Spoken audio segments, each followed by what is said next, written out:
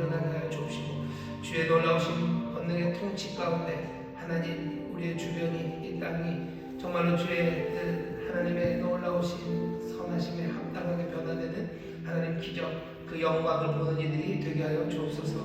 감사드리며 예수님 이름으로 축복하며 기도하옵나이다. 아멘. 아멘. 하모니 가족 찬양 예배에 나오신 여러분을 환영합니다. 주께서 우리에게 족한 은혜를 주시고 또 예비하신 모든 선물로 가득하게 하시며 하나님, 우리의 부르짖음과 간구에 응답하여 주실 줄 믿습니다. 저에 계신 분들에게 서로 믿음으로 격려해 주시죠. 주님이 우리와 함께 하십니다. 주님 우리와 함께 하십니다. 주님 우리와 함께 하십니다. 주께서 우리와 함께 하시는 귀한 마음입니다. 하나님이 또 이곳뿐만 아니라 여러 곳에서 인터넷으로 또 예배하는 분에게도 하나님의 은혜가 넘치게 하실 줄 믿습니다. 우리 박수로 격려해 주시고 고맙습니다.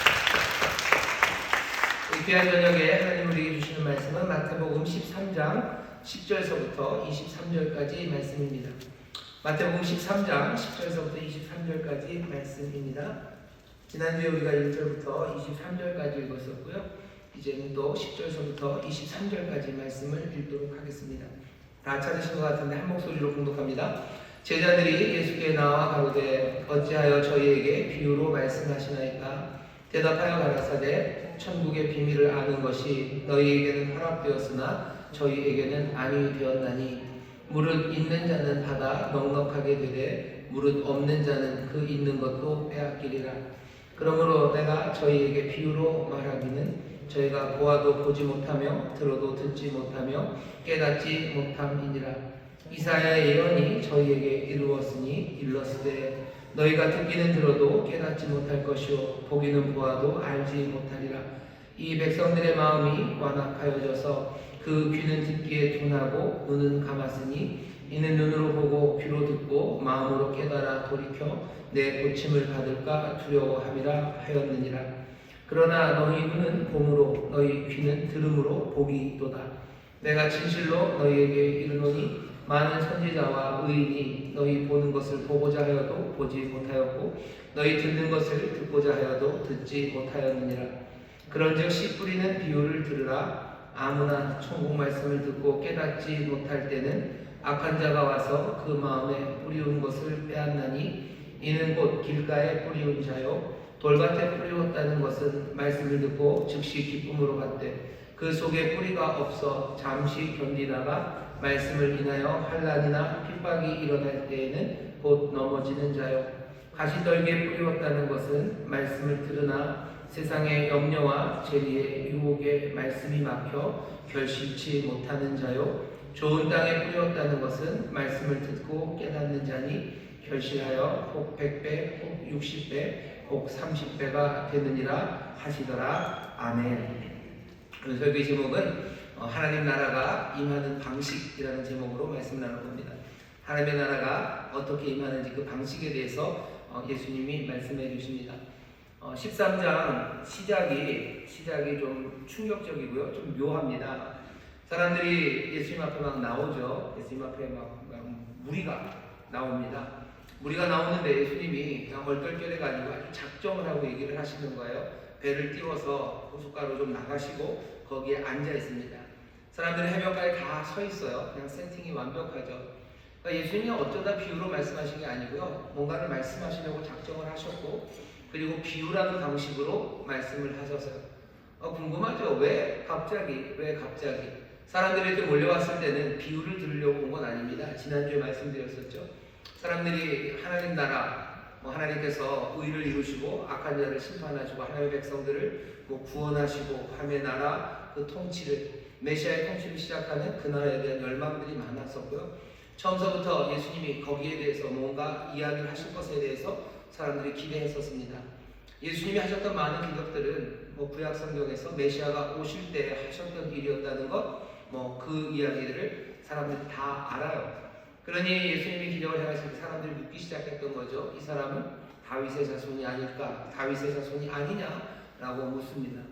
그 질문에 황급하게 바리새인들이 대답하는 것도 사람들 사이에 지금 진행되고 있는 생각의 흐름들을 알기 때문이에요.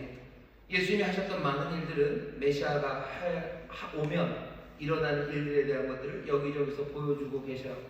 사실은 이미 이게 일이 끝난 다음에 기록한 거죠. 마태가 예수님이 부활하시고 난 후에 교회가 선 후에 이 일을 기록한 겁니다. 마태는 사실 제일 처음서부터 예수님이 유대인의 왕이시고 다윗의 자손으로 오셨음을 분명히 알고 사실을 쓰는 거죠. 하지만 알고는 쓰지만 그것들을 한 번에 다 밝혀놓을 건 아닙니다. 천천히 이분이 누군지를 보여주려고 지금 쓰고 있는 거죠. 예수님이 지금 여지껏 보여주신, 마태가 우리에게 보여준 것으로만 해도 예수님이 메시아가 아닐까 사람들이 기대를 합니다. 그러니 사람들이 많이 모인 거죠. 그 모인 자리에 예수님이 지금 하시는 말씀입니다. 사람들은 하나님의 나라가 어떻게 임하는지에 대해서 궁금해요. 그리고 사실 어떻게 임할지는 압니다. 큐 사인을 주시라는 거죠.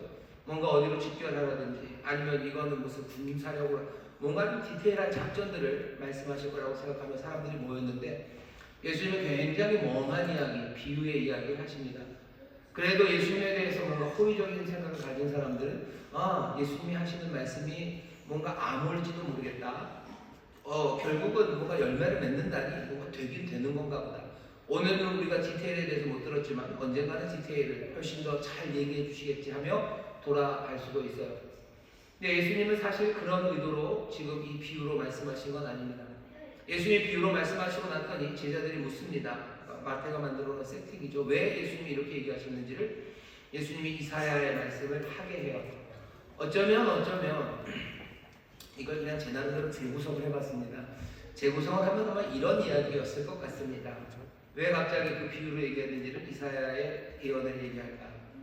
예수님이 이 가르침을 주시기 전에 우리가 마태복음 12장을 읽었습니다. 마태복음 12장에 이 바리새인들이 예수님 향해서 바알세불이라고 말했던 건 예수님도 굉장히 충격이셨던 것 같아요. 어떻게 바리새인이라는 뭔가 그 거룩한 것을 하겠다고 말씀대로 살겠다는 그 사람들이 자기들의 뜻과 다르다고 해서 여기 이 선한 일을 하고 귀신 쫓아내고 병든 사람 고치는 이 선한 일에 대해서 바알세불의 힘을 빌은 거라고, 이건 귀신이 하는 짓이라고 진짜 상상도 할 수 없는 말을 예수님에게 했습니다. 예수님이 거기에 충격을 좀 많이 받으신 것 같아요. 그러니 그 뒤에 있는 말씀들 설명은 하시지만 인자를 거역하면 사하심 받지만 성령을 거역하면 오는 세상, 이 세상 어느 세상에서도 사하심 받지 못할 거라고 굉장히 심각하게 예수님이 말씀하셨습니다. 자, 그 사건들을 이렇게 보면서 예수님이 아신 거죠. 내가 천국 복음을 전하고 내가 그렇게 권세 있게 가르치고 병자들을 고치고 귀신들을 쫓아내면서 하나님의 나라가 임한다고 정말로 내가 받은 그대로 하나님의 나라를 전하려고 하지만 사람들은 못 알아듣습니다. 뭔가 하나님은 새로운 일을 시작하셨으면 예수님이 아셔요. 하나님 나라를 전할 거야. 그 나라가 왔는데 사람들은 말해줘도 몰라요. 그 나라가 왔다는 건 하나님의 뜻이 이루어지기 시작했다는 거죠. 하나님의 약속이 이루어지기 시작했는데 사람들은 그것들을 알아듣지 못합니다. 예수님의 마음에, 그리고 예수님이 번뜩 드신 생각은 옛날 이사야가 했던 예언의 말씀이 기억날 수밖에 없습니다. 오늘 여기 인용된 14절에서부터 15절에 인용된 이사야의 예언의 말씀은 이사야서 6장 10절 말씀입니다. 14절부터 15절까지 그 인용을 제가 마태복음에서 읽죠. 이사야의 예언이 저희에게 이루었으니, 이사야의 예언이 이루어졌어요. 일렀으되 너희가 듣기는 들어도 깨닫지 못할 것이요 보기는 보아도 알지 못하리라. 이 백성의 마음이 완악하여져서 그 귀는 듣기에 둔하고 눈은 감았으니 이는 눈으로 보고 귀로 듣고 마음으로 깨달아 돌이켜 내게 고침을 받을까 두려워합니다. 6장 10절만 인용을 했지만 사람들이 도대체 뭘 못 알아먹고 도대체 이 일이 왜 이루어졌는지에는 이사야서 6장 10절 앞뒤에 멀지도 않습니다. 그냥 거기에 이 말씀이 있어요. 이사야서 6장 제가 9절부터 한 13절까지만 읽도록 하겠습니다. 이사야서 6장 말씀을 들어보시죠. 6장 9절부터 13절까지 말씀입니다. 여호와께서 가라사대 가서 이 백성에게 이르기를 너희가 듣기는 들어도 깨닫지 못할 것이요 보기는 보아도 알지 못하리라 하여 이 백성의 마음으로 둔하게 하며 그 귀가 막히고 눈이 감기게 하라. 염려컨대 그들이 눈으로 보고 귀로 듣고 마음으로 깨닫고 다시 돌아와서 고침을 받을까 하노라. 11절입니다. 내가 가로되 주여 어느 때까지이니까 대답하시되 성읍들은 황폐하여 거민이 없으며 가옥에는 사람이 없고 이 토지가 전폐하게 되며 사람들이 여호와께 멀리 옮기어서 이 땅 가운데 폐한 곳이 많을 때까지니라.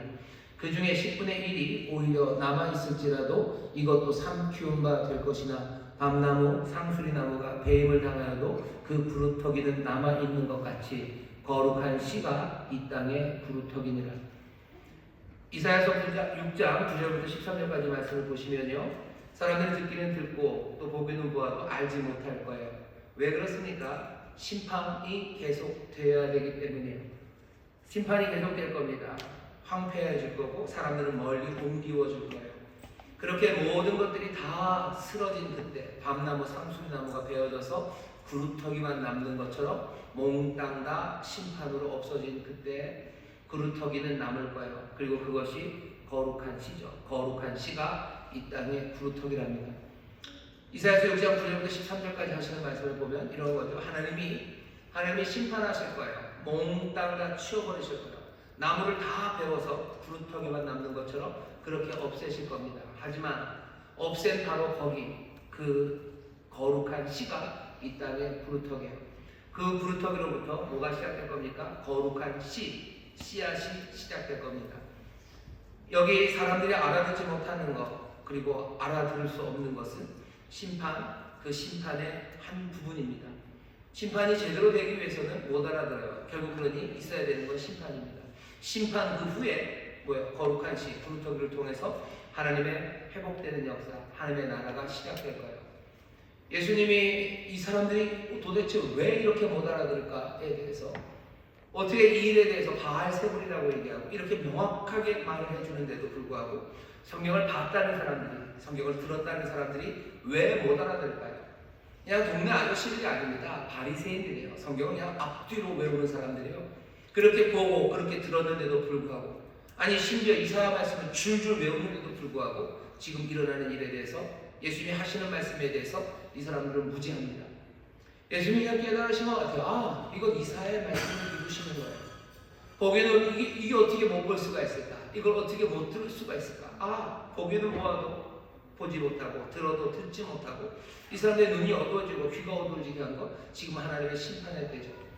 이사야서 6장 9절에서 13절이 말하는 거 뭡니까? 이 심판이 지나고 나서 다 없애지고 부루터기만 남아요. 하지만 걱정할 게 없죠. 거룩한 씨가 바로 그 부루터기이기 때문입니다.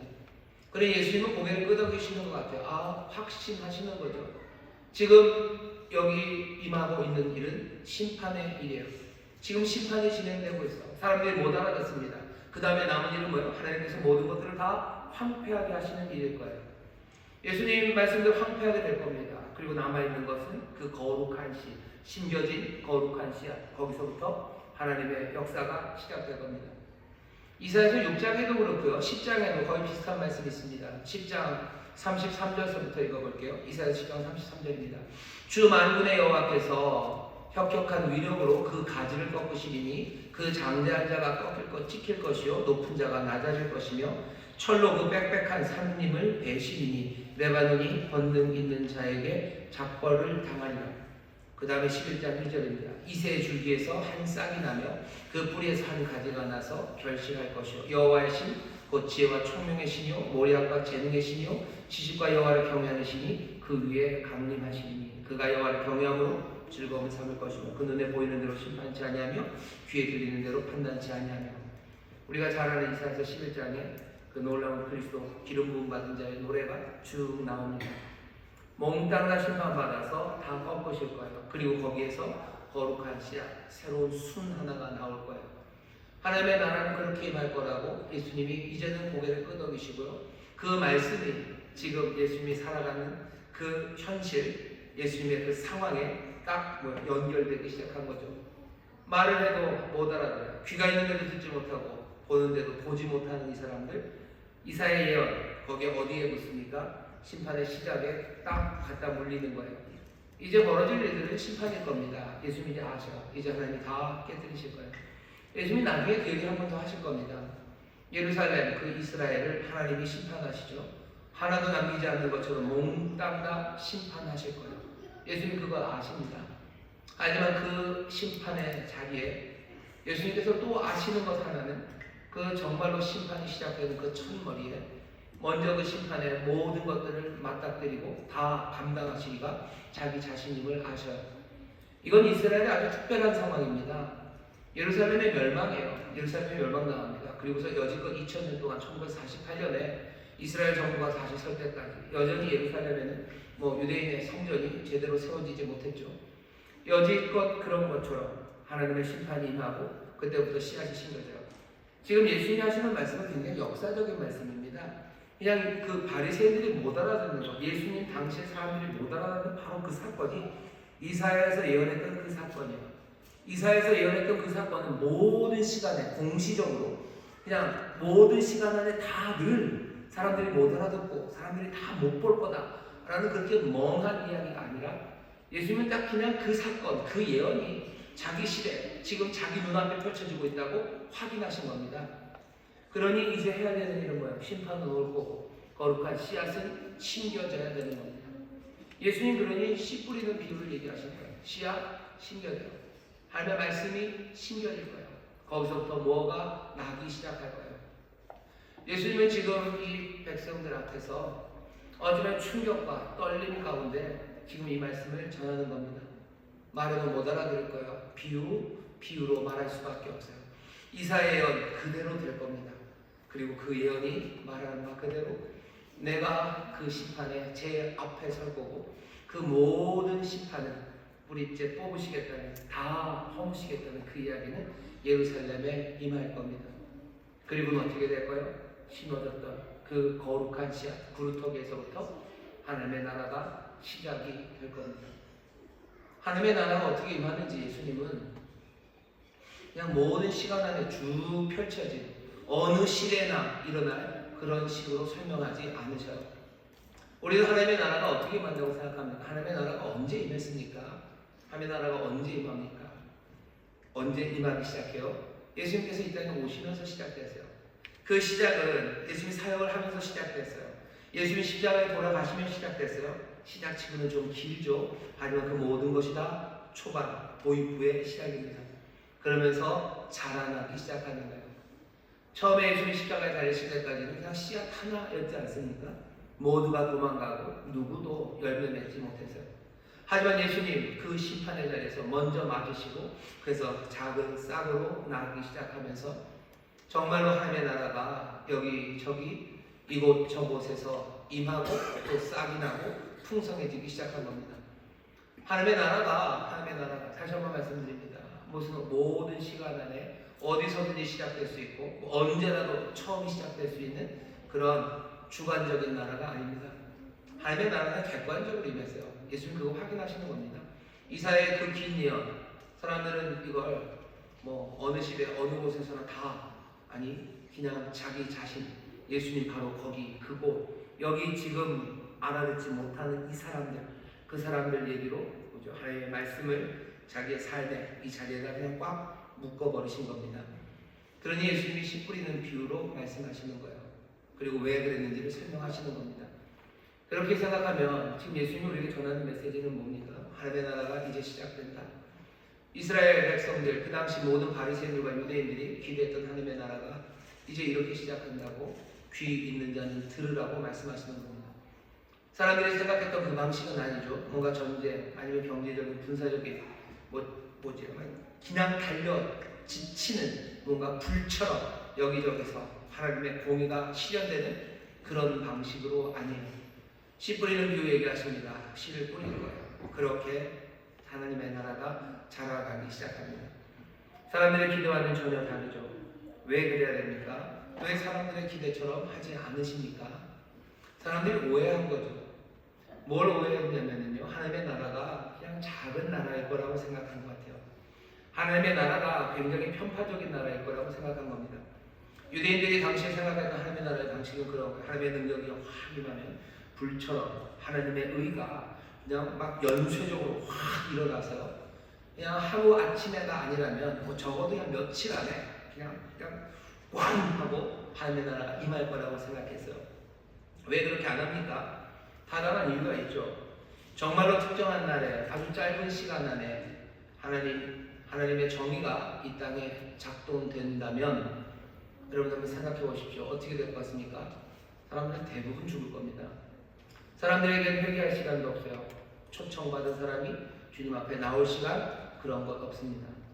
하나님은 왜 하나님의 나라를 이렇게 천천히 가져다 주십니까? 하나님이 너무 빨리 행동해 버리신다면 모든 사람들이 구원받고 그래서 생명을 얻을 방법이 없습니다. 여러분, 하나님의 나라가 그냥 예수님 때 후락 왔으면 좋겠죠. 하나님의 의가 다 이루어지고 악한 심판하는 날이요. 악한 사람들은 다 심판받고 의로운 자들이 살 겁니다. 그러면 누가 살겠습니까?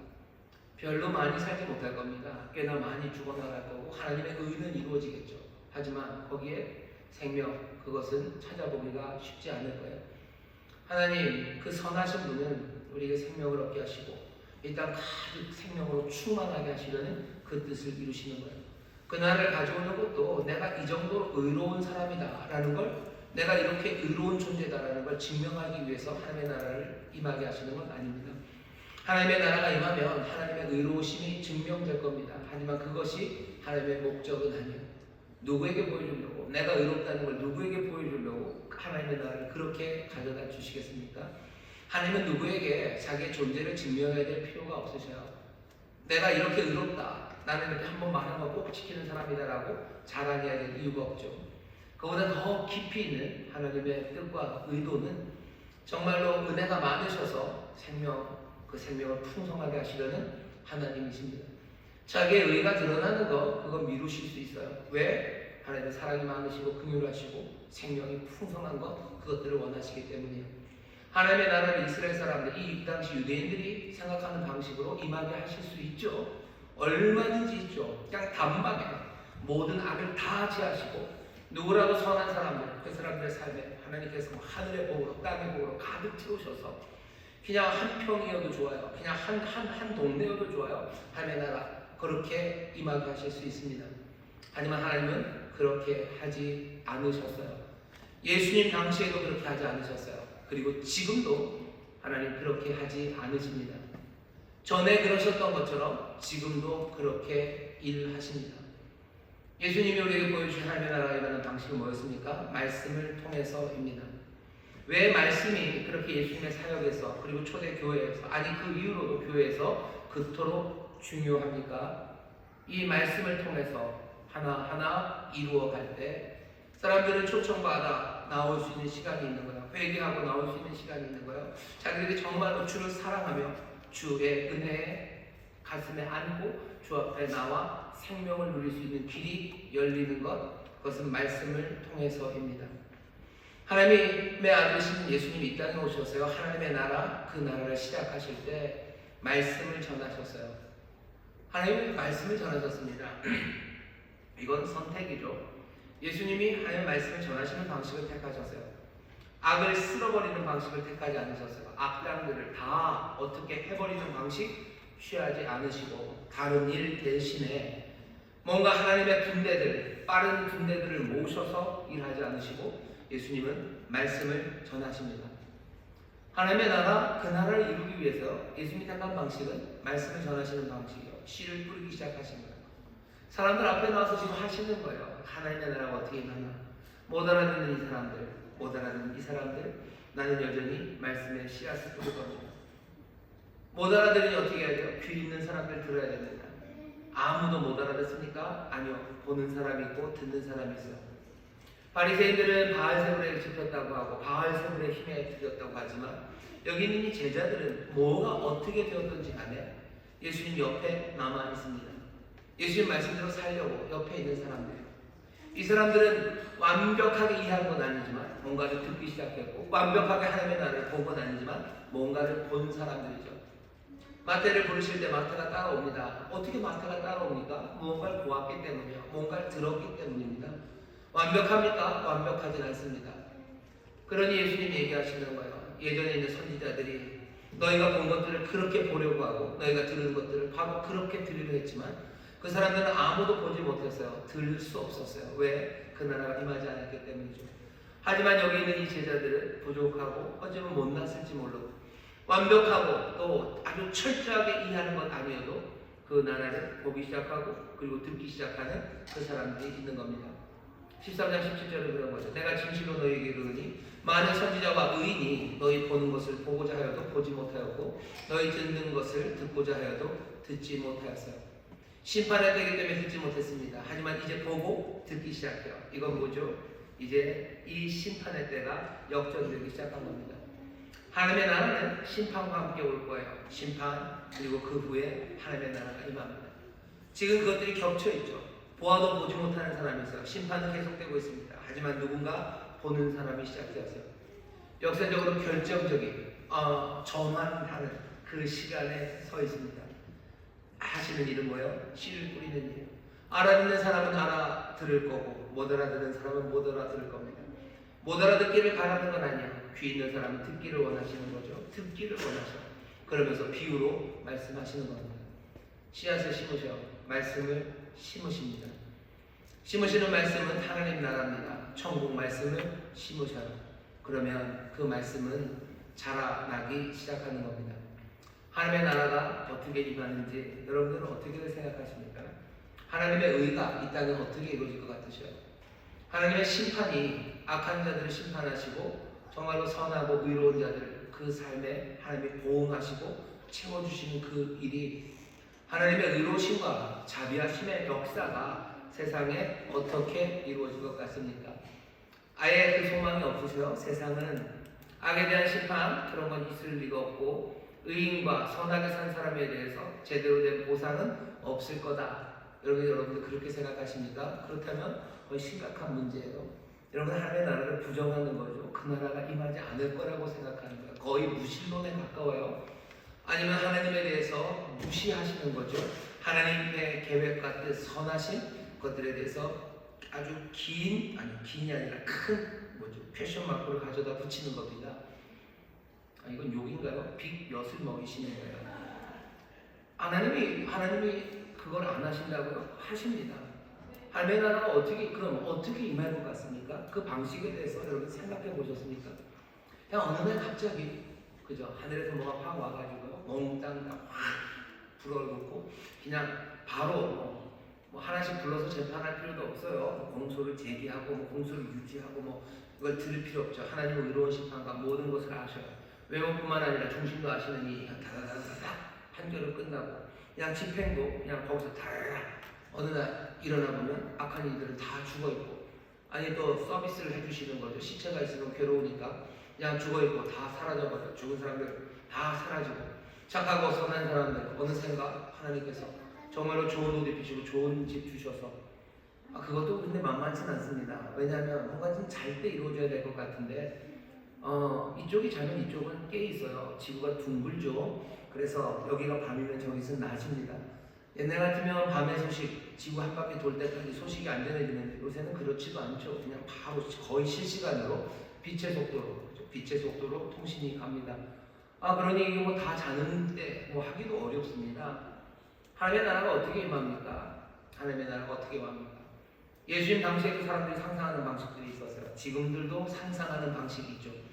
하지만 예수님 당시처럼 사람들이 그렇게 하나님의 나라에 대해서 지금 많이 상상하지는 않습니다. 예수님 당시에는 수많은 사람들이 하나님의 나라가 임하는 방식에 대해서 생각을 했었어요. 그리고 그 생각과 예수님의 생각은 다릅니다. 지금은 조금 느낌이 그때랑은 다르죠. 말씀드린 것처럼 사람들 하나님의 나라가 임하는 방식에 대해서 생각하지 않아요. 하나님에 대해서 신뢰하지 않는 거죠. 그건 신화일 뿐이라고 얘기합니다.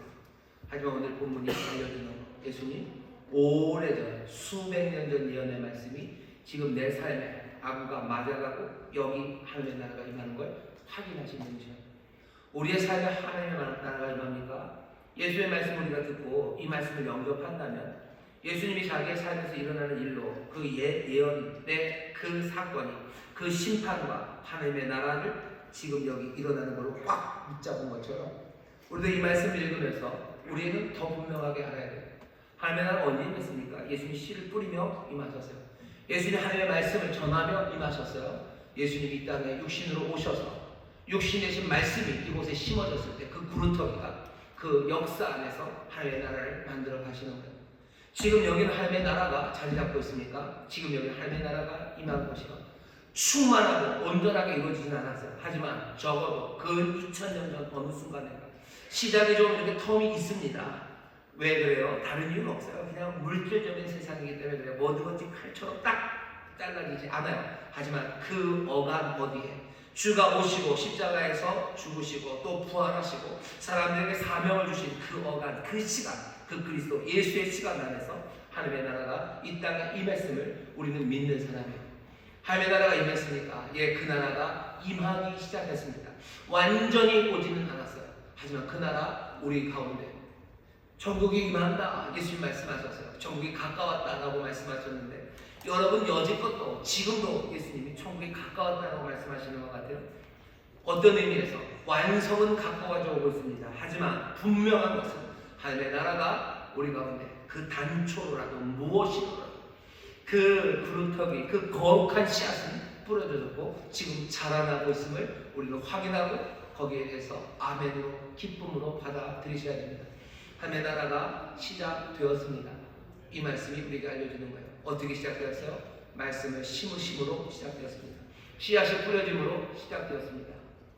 이 말씀, 그러니 교회는 이 말씀을 늘 중요하게 생각합니다. 말씀이 심어져요. 우리 안에 말씀이 심어져요. 하나님의 나라가 어떻게 합니까? 그렇게 임합니다. 하나님의 말씀이 심어졌을 때 모든 사람들이 그 나라, 그 변화를 누리는 건 아닙니다.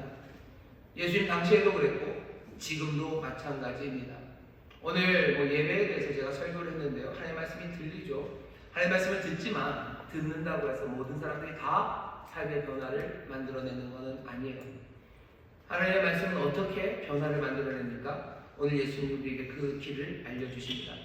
어떤 사람들은 하나님의 말씀을 들어요. 하나님의 말씀을 듣습니다. 그러나 악한 자, 악한 영, 악한 자와 악한 영이 와서 그 말씀을 가져가는 것, 그거 그냥 내버려 두는 거죠. 여기 보면 이렇게 되어 있습니다. 19절, 아무나 천국 말씀을 듣고 깨닫지 못할 때는 악한 자가 와서 그 마음에 뿌리운 것을 빼앗나니 이는 곧 길가에 뿌리운 자예요. 말씀을 듣고도요 냉소하는 사람들이 있어요. 말씀이 들려집니다. 하지만 악한 자가 다 그냥 가져가요. 그냥 가져가게 내버려둬요. 그냥 사라져버리는 거죠. 하나님의 말씀이 들려집니다. 하지만 그 말씀에 사람들의 그냥 첫 번 반응이 냉소해요. 그리고 빈정되는 사람들이 있습니다.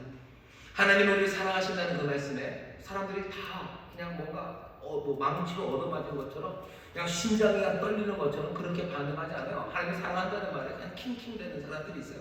곧박이 끼는 거죠. 빈정되고 냉소하는 사람들이 있는 거죠. 하나님의 나라가 임했다는 말에 가슴이 떨리는 사람만 있는 건 아닙니다. 냉소하고 빈정되는 사람이 어쩌면 훨씬 더 많습니다. 하나님의 나라가 임하는 건 말씀을 심었어요. 그렇게 뭡니까? 그게 예수님이 택하신 방법이에요. 아까도 말씀드렸죠. 무슨 빠르고 강한 하늘의 군대를 부르신 건 아니에요. 어느 날 한번 팍 하는 순간에 그냥 죽어갈 사람들 팍 죽고 살 사람도 확 일어나고 그렇게 하신 것도 아니에요. 로마의 군대를 사용하신 것도 아니에요.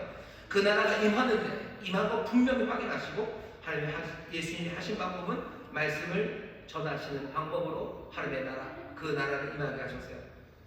그냥 냉소하고 빈정되는 사람들, 그 사람들 많이 있는 걸 봅니다. 어떤 사람들은 어떻게 해요? 굉장히 열정적인 것 같아요.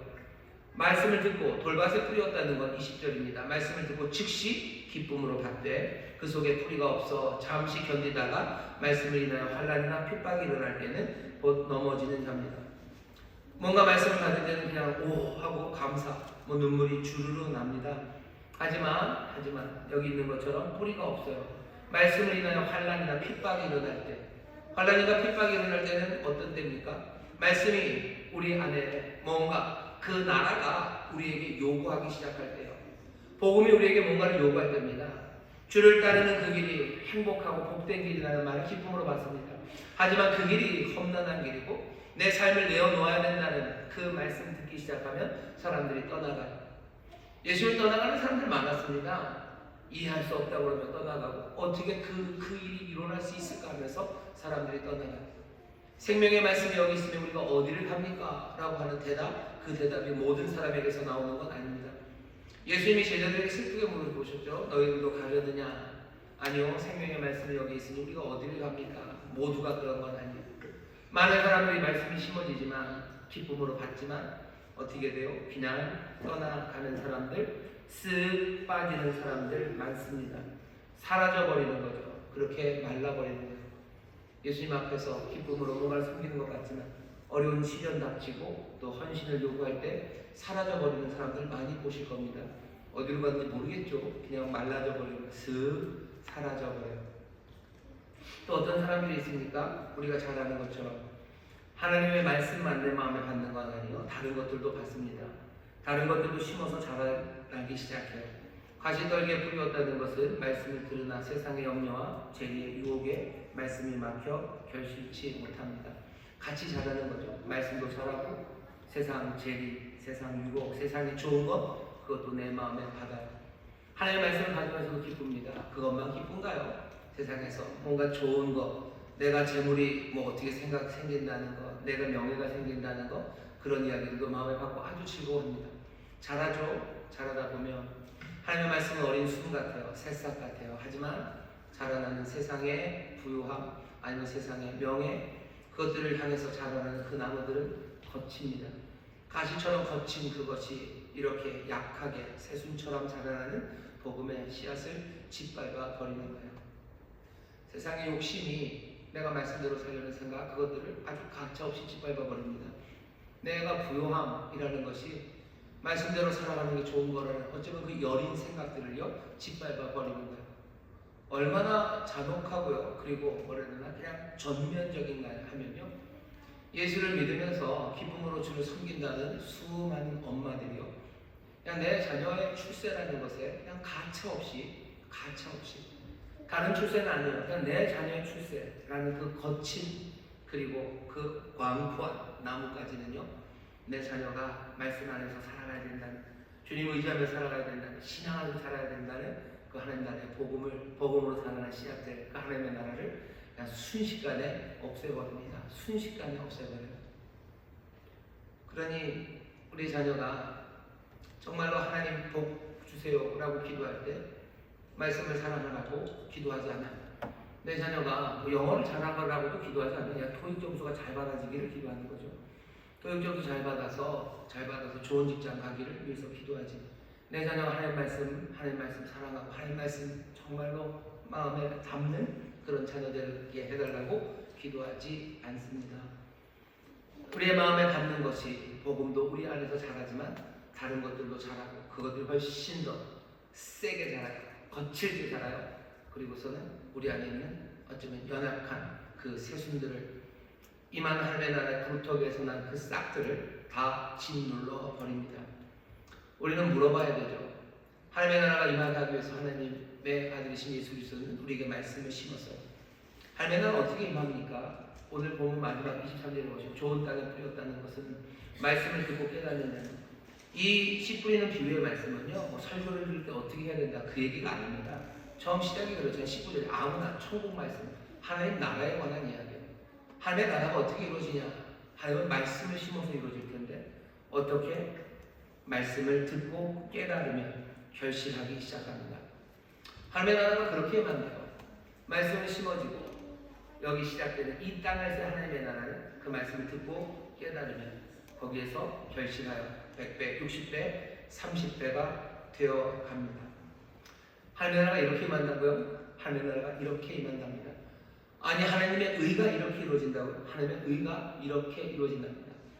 하나님 악한 자들에 대한 심판이 이렇게 이루어진다고요? 예, 이렇게 이루어진답니다. 지금 천국 말씀을, 하나님 나라가 어떻게 임하는지에 대해서 디테일에 대하여 궁금해하는 그 사람들에게 말씀하시는 거예요. 심판이 이루어져야 합니다. 그러니 여전히 못 알아듣는 사람도 있을 거예요. 하지만 정말로 그 선지자들이 보고자 했던 것, 듣고자 했던 것을 보고 듣는 사람들이 있습니다. 말씀을 듣고 행하는 사람이 내 형제라고 하셨어요. 완벽하진 않지만 여기 그 말씀을 보고 깨닫기 시작하는 사람들, 그 말씀대로 살아가기 시작하는 사람들이 있습니다. 하나님의 나라가 임하는 방식이요, 말씀으로 임할 겁니다. 듣고 깨닫는 그 노력으로 임할 겁니다. 단번에 뭔가 질풍노도처럼 그냥 들판에 붙은 불처럼 그렇게 확, 그렇게는 아니라고 말씀하시는 것 같아요. 대한민국에 하나님의 나라가 어떻게 임할까? 내 삶에 하나님의 나라가 어떻게 임할까? 여러분 생각해 보시면 됩니다. 내 삶에 하나님의 의가 이루어진다고요? 그러면 우리 뭐 다들 그냥 반신불수 되는 거 아닌가요? 그냥 하나님이 많이 봐주는 반신불수 아닌가요? 나쁜 짓은 다 오른손으로 했으니까 오른손만 그냥 다 하고 왼손은 그냥 남는 건가요? 우리가 그냥 입으로 죄를 많이 졌으니 뭐 입은 날라가고 뭐 어떻게 그냥 하고 어떻게 그냥 멍뚱하니만 남기셔야 되는 건가요? 하나님의 나라가 내 삶에는 어떻게 임합니까? 내 삶에 어떻게 하나님의 심판이 내 삶에 어떻게 임해져요? 하나님의 의가 내 삶에 어떻게 이루어집니까? 말씀, 그 말씀이 우리 가운데 심어져서요, 듣고 깨달으며 어쩌면 그것들 이해하는 가운데 30배, 100배, 60배, 30배로 점점 내 삶의 악함과 그리고 모든 추함이 씻겨져 나가기 시작하고, 내 안에 하나님의 의를 구하고 하나님의 나라를 위해서 수고하는 삶, 하나님이 기뻐하시는, 하나님이 받으시기를 원하시는 그 삶으로 내 삶을 만들어 나가기 시작할 때, 나에게서 여기 바로 이 바디에서, 이 몸에서 하나님의 나라가 하나씩 하나씩 열매 맺기 시작하는 거 아닙니까? 우리의 가정의 하나님의 나라가 어떻게 맙니까? 들불처럼 임해요. 우리 입에서 제일 나쁜 인간은 그냥 푹 쓰러져 버리고, 우리 입에서 제일 착한 애만 하나 남기셔요. 하나님의 나라가 그렇게 임합니까? 그래서 걔한테 하나님 복 주시고 악한 사람은 하나님 그냥 끌고 가시면 그러면 좋으시겠어요? 하나님의 나라가 그렇게 임하게 하시겠습니까? 하나님의 나라 이 가정에도 마찬가지요. 말씀을 심으시는 거예요. 말씀을 심고 뿌립니다. 이 말씀에서 빈정되고 조롱하고 그래가지고 임하지, 여기 하나님의 나라가 임하지 않겠죠. 이 하나님의 말씀이 임했을 때 그냥 돌밭에 생긴 것처럼 그렇게 자라나는 여러 가지 요구들, 복음에 대한 요구가 받아들여지기 어려우면 말씀들을 포기하기 시작할 겁니다. 그러면 하나님의 나라 이루어지기 어려울 거예요. 하나님의 말씀대로 산다고 하면서도 세상 좋은 거, 세상에 심어놓은 거, 그것에 눌려버리면 여전히 하나님의 나라는 임하지 못할 겁니다. 말씀을 듣고 깨닫는 사람은, 말씀을 듣고 깨달으면 그렇게 하나씩 하나씩 귀 있는 자가 들어야 되는 그 말씀처럼 하나님의 말씀에 고개를 끄덕이고 진실되이 말하고 또 지혜롭게 하나씩 하나씩 서원하고 헌신해가며 30배, 100배, 60배로 열매 맺기 시작하는 것, 그렇게 하나님의 나라는 임합니다. 그게 예수님이 우리에게 알려주시는 방식이에요. 나 한 개인과 우리의 가정에만 그렇겠습니까? 우리 교회도 그렇겠죠. 우리 교회 어떻게 하나님의 나라가 임합니까? 어떻게 하나님의 의가 이루어집니까? 하나님의 영광이 어떻게 가득해져 갑니까? 하나님 우리에게 돈벼락을 내리시고, 하나님은 우리 가운데 뭔가 놀라운 능력, 병 고치는 능력을 우리에게 주시고, 하나님이 병 고치는 능력 제자들에게 주셨어요. 가서 복음을 전할 때 귀신 쫓아내고 병 고치는 능력 주십니다. 하지만 여기 하나님의 나라, 이 나라를, 이 천국의 말씀을 우리에게 주실 때는 그런 얘기는 하지 않으셨어요. 그냥 씨를 뿌린다고, 말씀, 씨는 말씀이라고, 이거 뿌린다고 말씀하셔요. 우리 교회에 하나님의 나라가 자라기 위해서는 어쩌면 하나님의 능력과 뭔가 전도의 뭔가 결과들을 만들어내시기 위해서, 또 우리를 통해서 하나님이 선한 일을 하시기 위해서 우리에게 병 고치는 능력과 귀신을 쫓아내는 그 능력들을 주실 수 있어요. 하지만 여기 하나님의 나라에 관해서 말씀하실 때는 이 씨앗, 이 말씀 듣고 깨닫는 것에 대해서 우리에게 얘기하십니다. 온 교회가 하나님의 말씀을 들어요. 함께 그리고 말씀을 깨달아갑니다. 귀 있는 자들 들으며 그 말씀이 싹이 나서 자랄 수 있도록 깨달아가며 순종하며 그렇게 하나씩 하나씩 진실된 고백과 그리고 정말로 지혜로운 헌신들이 우리 안에서 시작될 때 하나님의 나라는 100배로, 30배로, 60배로, 30배로 그렇게 커져가고 열매 맺기 시작하는 겁니다. 대한민국도 마찬가지예요. 우리나라 이 사회가 어떻게 하나님의 뜻이 이루어집니까? 하나님의 뜻이 이루어지는 건 이 말씀을 듣고 깨닫는 사람들이에요. 진실되게 고백하기 시작하고 정말로 지혜롭게 헌신하기 시작할 때 이 나라는 하나님의 뜻이 이루어지는 그런 나라가 됩니다. 뭔가 대단한 능력으로 한 번에 뭔가를 막아서는 뭔가가 되고, 사람들이 수만 명, 수십만 명이 모여서 뭔가를 달려가기 시작할 때 그때 하나님의 나라가 임한다고 하지 않으셨어요. 예수님 천군 만마를 부르지 않으셔, 빠른 군대를 부르지 않으셔, 어마어마한 일파를 불러서 하나님의 나라를 이루려고 하지 않으셔. 어쩌면 이 그루터기, 이 싹이 되신 이분은 말씀을 우리 가운데 심으십니다. 대한민국에도 하나님의 말씀을 심으셔야 돼요. 그리고 그 말씀이 정말로 듣고 깨닫는 사람들, 거기서 100배, 60배, 30배로 열매 맺기 시작할 때 하나님의 나라가 이 땅에, 이 민족에게 임하기 시작합니다. 그러니 예수님 제자들에게 하시는 거예요. 내가 너에게 분부한 모든 것들을 가르쳐 지키게 하라. 너 아버지와 아들과 성령의 이름으로 세례주라. 삶을 바꿔내고 말씀대로 살아가게 해라. 그것이 왕이, 그 나라를 이 땅에 이루시려는 그 유대인의 왕이, 그리스도가 그 제자들 그 나라를 만들어내는 사람들에게 주시는 명령입니다. 하나님의 나라가 어떻게 임하는지 그 실제적인 나라를 보신 분이 자기가 살아가는 그 시간이 하나님의 나라의 시간임을 확신하시고 확인하신 그분이 우리에게 말씀하시는 하나님 나라가 임하는 방식입니다. 하나님의 나라는 임하기 시작했어요. 씨앗을 뿌려졌습니다. 말씀을 듣고 깨닫기 시작하죠. 진실대로 고백하고 지혜롭게 헌신하며 나가기 시작하죠. 그리고는 분명히 믿음으로 확신하죠. 하나님의 나라가 임합니다. 하나님의 나라가 임합니다. 아버지의 뜻이 이루어집니다. 말씀을 듣고 깨닫는 일에 마음을 다하시고 서로 격려하시고 그렇게 한 걸음 한 걸음 나아갈 때 100배, 60배, 30배로 결실 맺는 하나님의 나라를 우리 모두가 보게 될 줄 믿습니다. 기도하겠습니다. 하나님 감사합니다. 하나님의 나라가 어찌 임하는지 주께서는 말씀을 가르치십니다. 주께서는 말씀이신 씨앗을 뿌리십니다. 그 나라가 이제 임하였음을 확인하신 그 그루터기 거룩한 씨앗은 이제 그 거룩한 말씀을 우리 가운데 심기 시작하십니다.